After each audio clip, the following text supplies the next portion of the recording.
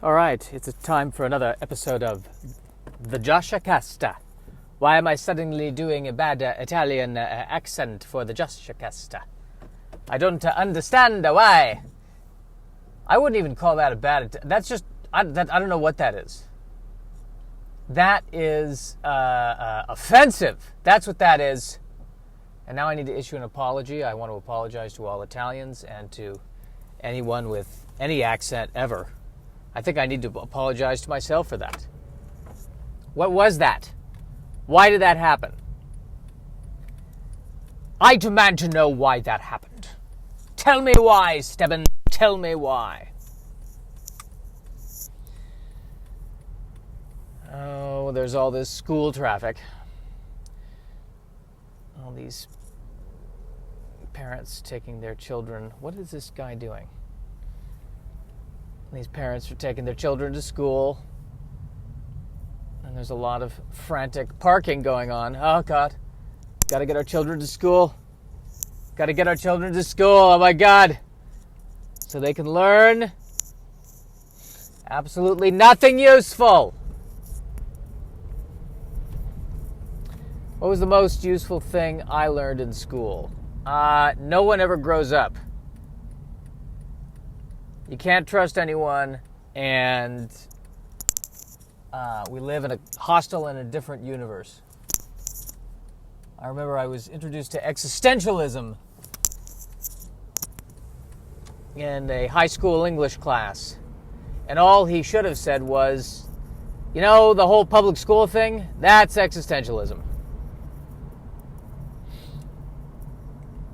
You know, these last 12 years, yeah. That. There you go.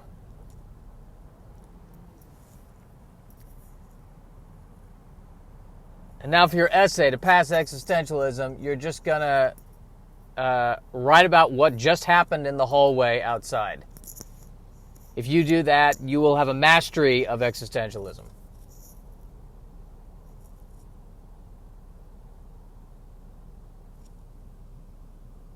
Kids' gym. Never noticed that before. Oh, I think that's a educational place. Okay. I think that's meant to be an educational place. Because at first when I saw that, I thought, they're like, you know, kid barbells and kid squats going on in there. Are there 5-year-olds who are really jacked?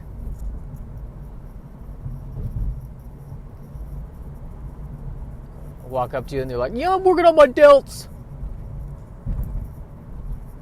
This week I'm focused on my delts. Next week the quads. Week after that, the hamstring.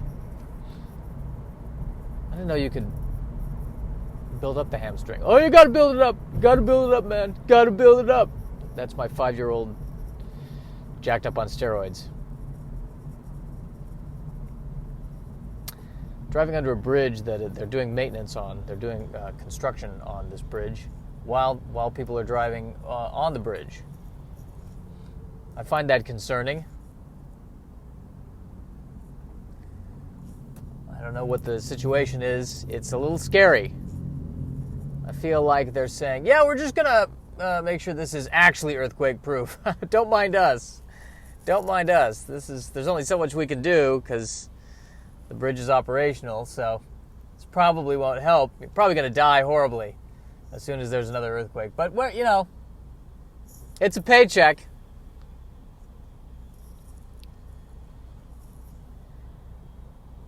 You know, they say all these buildings in Los Angeles are earthquake-proof.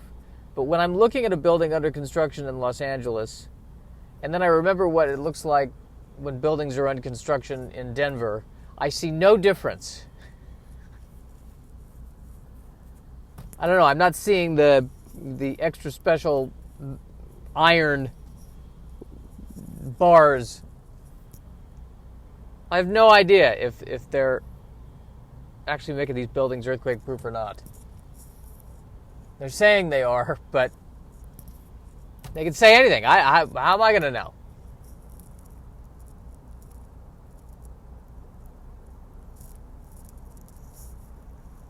And because of the construction, they have these giant plastic lane dividers, things that they put in construction areas. I was just looking at the thing, and there's a name on it, but it's the barriers, these giant orange plastic barriers that people make. That people go to work and they make barriers. That's a job. And I'm sure at this barrier factory at one point somebody said, well, you know, Anderson, the real barrier is around your heart.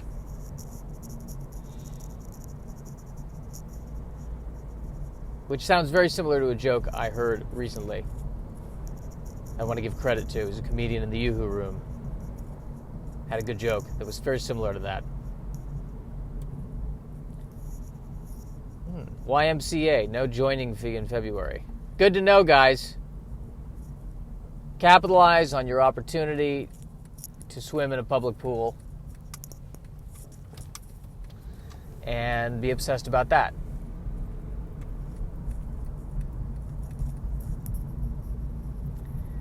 It's very windy today, so there's a lot of debris flying around. Debris. That's a good word. D-E-B-R-I-S. Very French. Debris. There is debris all over the place. The streets are filled with debris. That's the Romance language. Even the garbage sounds sexy. The debris. Non-Romance language. There's crap in the street. Yiddish. There's Hazarai in the street. There's debris.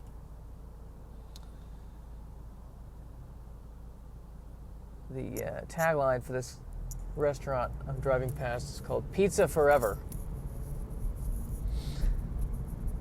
Pizza Forever. That's fair.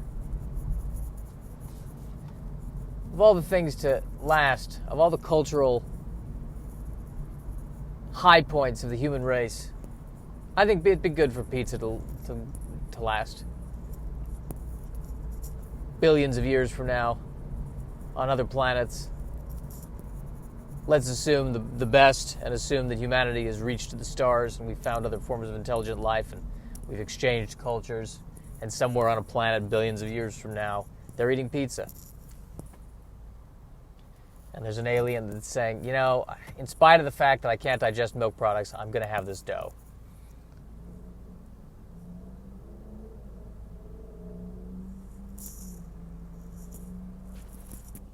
I hope I'm loud enough. I hope the microphone's close enough to pick this up. I'm not screaming as much today. I'm trying to be more grounded and professional as I drive through this debris.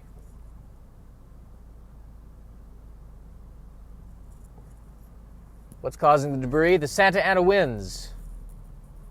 I love the winter. It's not particularly hot. I'm a big fan of tropical places in the winter. That's what I like.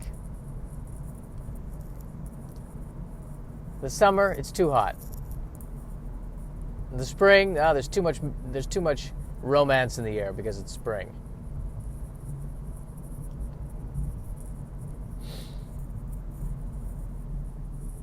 You should get yourself a girlfriend. That's what people are telling me.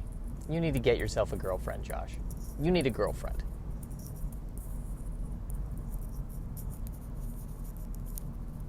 Are we sure about this?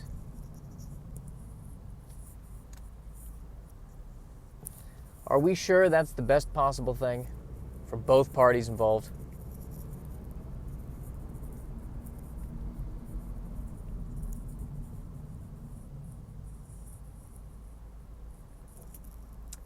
Day after the Oscars. Pretty historic. Foreign film wins Best Picture. It's happening, everyone. Globalization cannot be stopped, nor should it.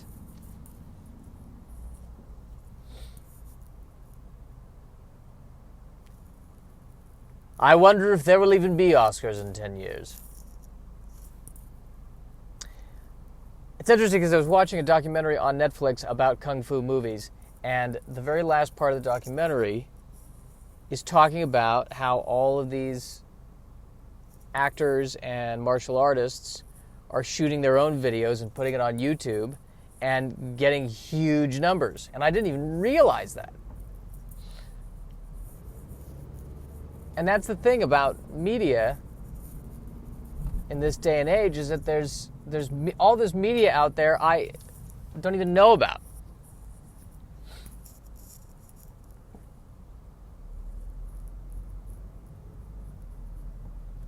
Which is truly fascinating. I mean, even in the world of stand-up, people are building these followings. And it's...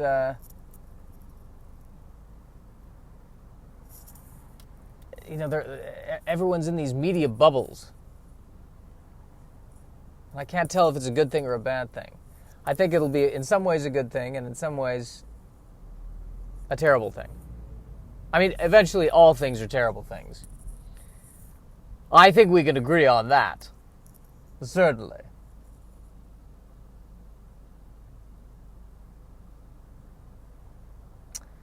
Seeing a guy in the car next to me. Sorry, it's a Jeep, just to be specific. Wearing one of those jackets with the white wool collar. I think it's what one of the guys wore in Brokeback Mountain. The white wool collar. That I can't wear that. I can't wear that because it implies that I know what to do with hooved animals, when I in fact do not.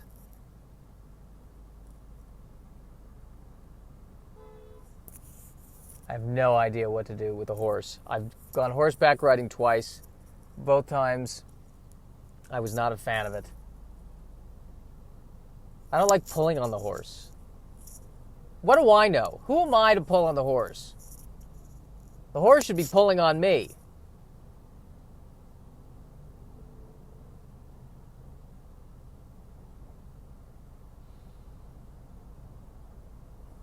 Let the horse run free. Why can't the horses just run free?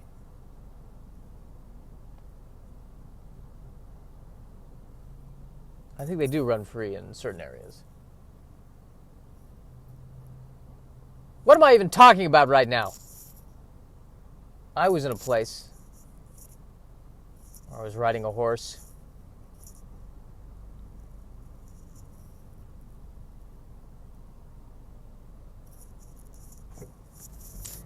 Seeing an advertisement for the Call of the Wild, which apparently is about a guy and a dog in Alaska and was shot entirely in Los Angeles on sound stages. Which I find to be hilarious. That's Harrison Ford going, yeah, I want to make this movie. Oh, we're going to shoot it in Alaska. No, we're not. Okay, we're shooting it in Los Angeles. Maybe parts of it were shot in Alaska, and parts of it were shot in the soundstage. But maybe the dangerous parts were shot in the soundstage, and the less dangerous parts were shot in Alaska. Or they got some putzes to fly up to Alaska and shoot the B-roll footage, and then whenever Harrison Ford's in the movie, he's standing on a green screen in Los Angeles, 2 feet away from Starbucks, which is how you should make those movies. He is very wise to do this.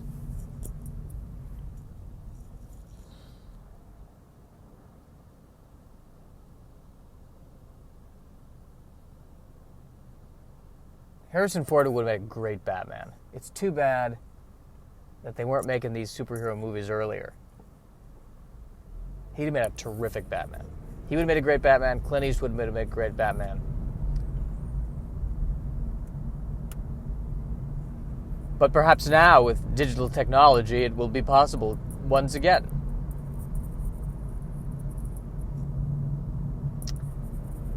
Maybe. I'm not sure. I'm not buying it. I'm just not buying it.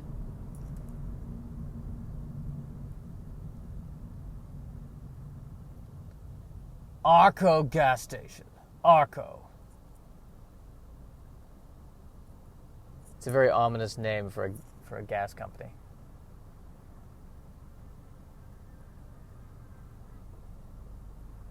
I work for Arco. What's your name? Deathspear. Name is Deathspear. Yes. What do you do for Arco? I'm in accounts receivable. You don't want to know the name of the CEO of Arco. As terrifying as I am, it's not nearly as terrifying as the CEO of Arco. I am Deathspear Hancock. And I'm telling you this bill for the coffee machine in the break room is overdue!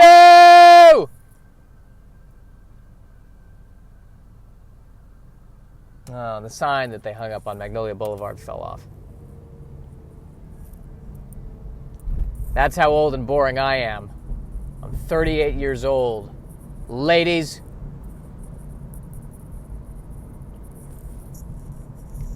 I'm really terrified that the second I turn 40, people are going to stop saying, well, you're still young. And they're going to go, you need to get it together. As soon as I turn 40, that's going to happen. That there's just going to be this shift. And my body's going to go, oh, you're 40? Oh, well, now you're really going to feel horrible. Thanks for letting us know. 40. Got it. There goes your back.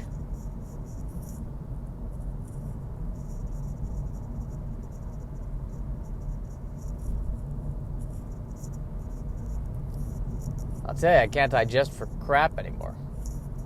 Or rather, I can't digest for debris anymore.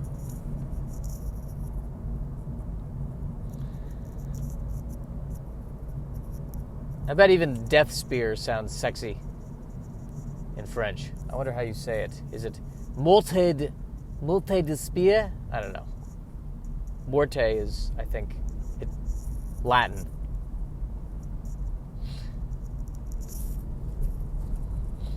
Mort?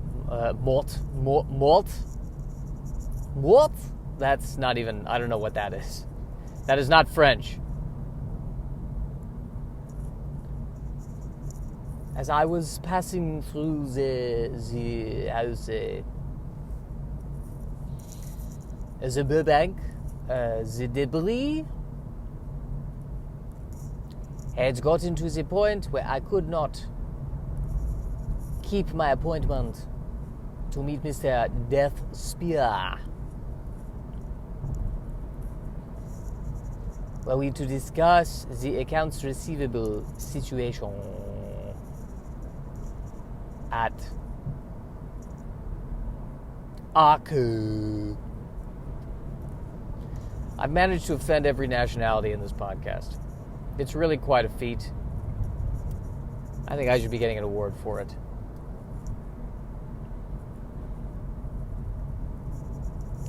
So that place is either called Pro-Am Body Shop or Prom Body Shop. I'm not sure which it is, but I feel like they mean two different things. Pro-Am Body Shop is sometimes we're professionals, sometimes we just bring in a guy off the street to do this. Prom Body Shop.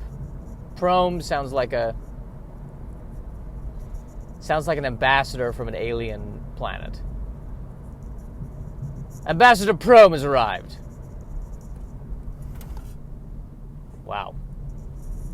That guy just made a really interesting left turn. In that it was right in front of my face. He was a taxi cab. Getting a bit risky there. Aren't you, taxi cab?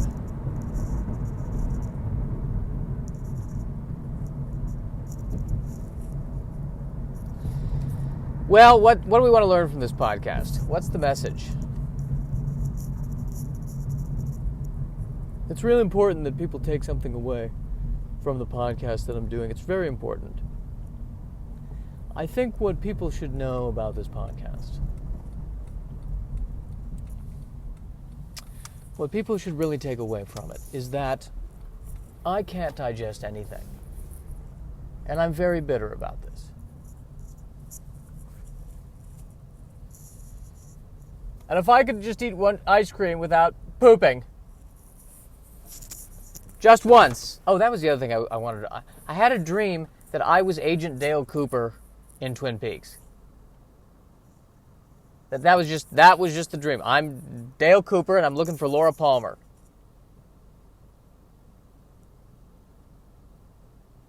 Except my parents are there with me trying to help. There's a show.